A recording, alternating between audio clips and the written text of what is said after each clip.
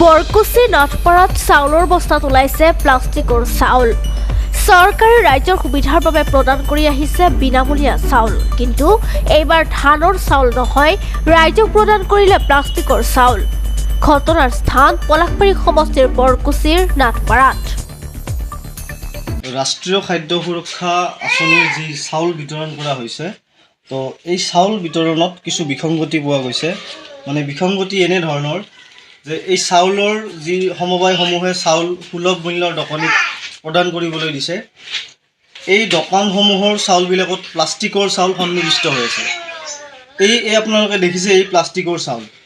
মই ইয়াত এই চাউলৰ বস্তাৰ পৰা মই কিছু অংশ মই বিচাৰি উলিয়াইছোঁ। আপোনালোকে দেখিছে এয়া প্লাষ্টিকৰ চাউল। এই প্লাষ্টিকৰ চাউল যদি সাধাৰণ ৰাইজক বিজেপি চৰকাৰে যদি এনেকৈ খুৱায়, তো মানুহবিলাক কিমান দিনলৈকে জীয়াই থাকিব? এইটো বিশেষ এটা কাৰণ। তো এনেকুৱা ক্ষেত্ৰত মই FCI কৰ্তৃপক্ষক জনাব বিচাৰোঁ যে আগন্তুক দিনত যাতে খাদ্য সুৰক্ষা আঁচনিৰ আইনৰ অধীনত যিসকল উপভোগকাৰীয়ে চাউলবিলাক পায়, তো তেওঁলোকক যাতে এনেকুৱা চাউল বিতৰণ নকৰি যাতে মানুহখিনি সুস্থ ৰখাৰ ব্যৱস্থা কৰে। আৰু মই DC মহোদয়কো অনুৰোধ জনাইছোঁ যাতে তেওঁ এই প্লাষ্টিক চাউল যিটো পোৱা গৈছে, তেওঁ যাতে উচিত এটা তদন্ত কৰি FCI কৰ্তৃপক্ষক যাতে এটা সকিয়নি দিয়ে, সেইটোৱে মই আহ্বান জনাইছোঁ।